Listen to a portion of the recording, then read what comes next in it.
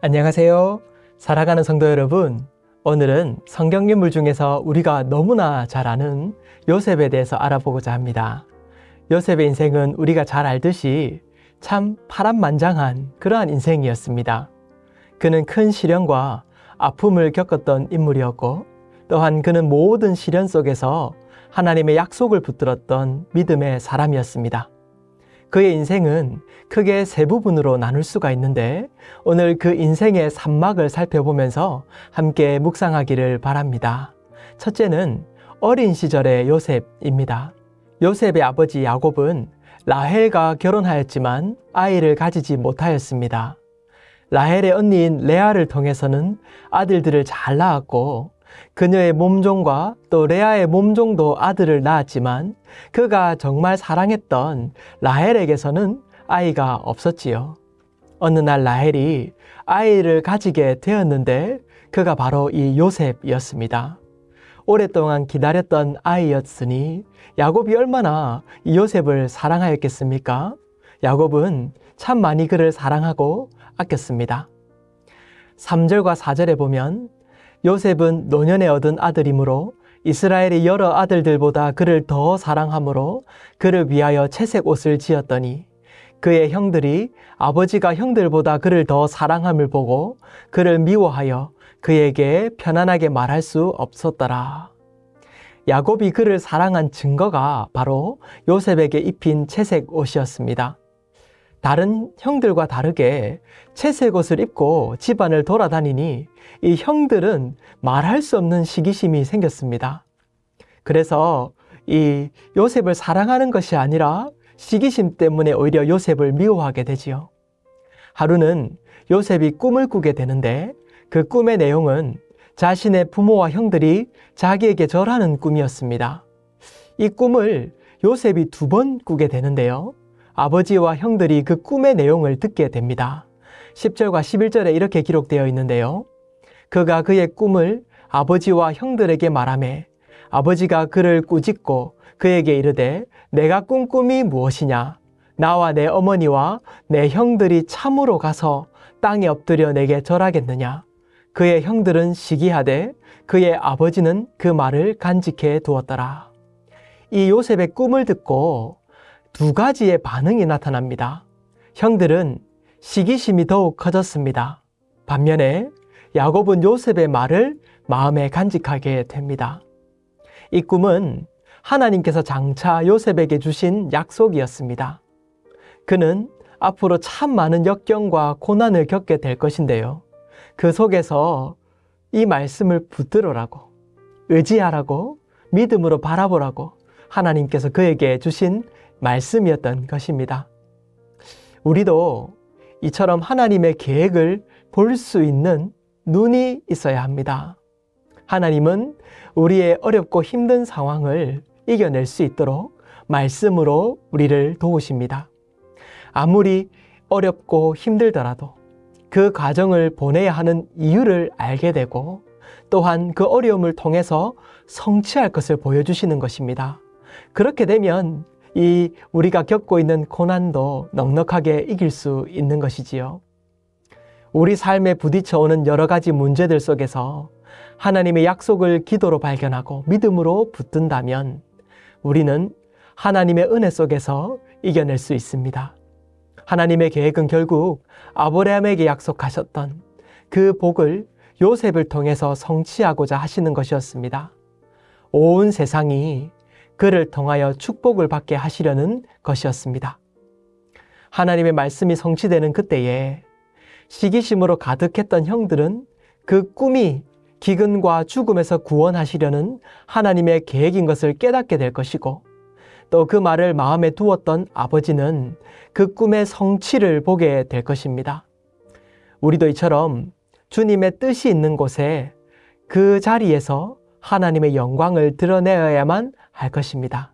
요셉은 어린 시절 하나님의 꿈을 꾸며 그렇게 하나님의 약속을 준비했던 사람이었습니다. 요셉은 형들의 시기심으로 인해서 결국 미디안 상인에게 팔려가게 됩니다. 참으로 비참한 순간이었습니다.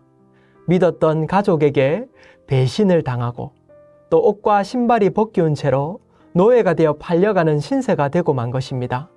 그리고 애굽에 도착한 이 요셉을 데리고 간 상인은 왕의 친위대장인 보디발의 집에 그를 팔아버립니다. 그는 참으로 어려운 중에 처하게 되었고 또 시련을 마주하게 된 것입니다.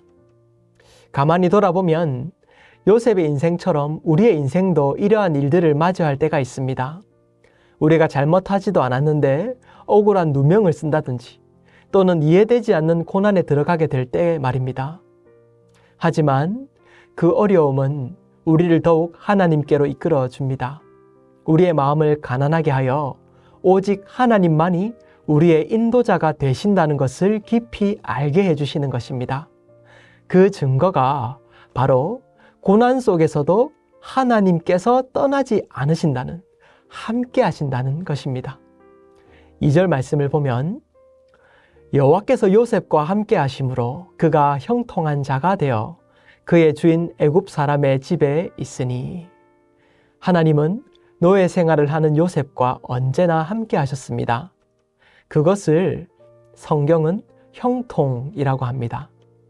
우리의 일이 잘 되는 것이 아니라 우리의 인생의 형통은 어려울 때든지 좋을 때든지, 가난할 때든지 부할 때든지, 건강하든지 아닌지, 어느 때든지 그의 인생에 하나님이 함께 하시는 것, 그것이 형통의 증거가 되는 것입니다. 그는 형통한 삶을 통해 오래지 않아서 보디발의 신임을 얻게 되고 그의 가정을 책임지는 사람이 되었습니다. 하지만 또 보디발의 아내에게 누명을 쓰고 감옥에 갇히게 되지요. 참 요셉의 인생이 이렇게 파도가 치는 것처럼 역경과 어려움이 그의 인생에 찾아옵니다. 혹시 어려움 가운데 계신 분이 있다면, 이처럼 계속해서 어려움의 파도가 찾아오고 있다면, 여러분, 하나님이 지금 함께 하시며 우리를 향한 하나님의 계획이 있다는 사실을 믿고 소망을 가지시길 축복합니다. 세 번째로 총리가 된 요셉인데요. 감옥에 갇혀있던 요셉은 바로 왕의 술 맡은 관원장과 떡 맡은 관원장의 꿈을 해석해 줍니다. 요셉의 해석대로 한 사람은 복직하게 되고 또 한 사람은 사형에 처하게 됩니다. 이후에 2년의 세월이 흘러 하나님께서 이제 요셉을 들어서 높이시기로 결정하십니다. 바로 왕이 꿈을 꾸고 그 꿈을 요셉이 해석하게 되면서 애굽의 총리로 임명되게 된 것입니다. 노예로 팔려와서 감옥에 있다가 다시 나라의 총리가 되는 일이 지금도 흔하지는 않을 것입니다. 참 어려운 일이겠지요. 그런데 그는 그 어려움과 역경, 그 고난의 파도를 딛고 일어서서 노예로 팔리고 감옥에 있다가 이제 나라의 총리가 되는 그런 일이 하나님의 섭리 속에 있게 되는 것입니다. 그가 총리가 되어서 온 세상에 닥친 7년의 대기근에서 구원하게 됩니다. 이 온 세상을 구원하게 됩니다. 거기에는 그의 가족도 포함되었습니다. 결국 그의 걸음은 가족을 살리고 세상을 살리는 구원의 여정이었던 것입니다. 요셉은 그의 형들을 용서하고 그들이 애굽에 와서 살 수 있도록 조치하게 됩니다. 그의 인생을 보면서 참 어렸을 때부터 또 총리가 될 때까지 우리가 살펴보았는데 하나님의 뜻이 인생 가운데 어떻게 성취하게 되는지 생각해 보게 됩니다. 그는 총리가 되기로 결정하고 달려온 삶도 아니었고 세상을 구원하려는 그러한 계획이 있는 것도 잘 몰랐습니다. 하지만 하나님 앞에서 하나님의 계획을 신뢰하고 하나님께 한 걸음 한 걸음 순종하는 그러한 걸음을 걸어가다가 보니 그의 인생 가운데 하나님의 뜻이 이루어지게 되는 것을 보게 되는 것입니다.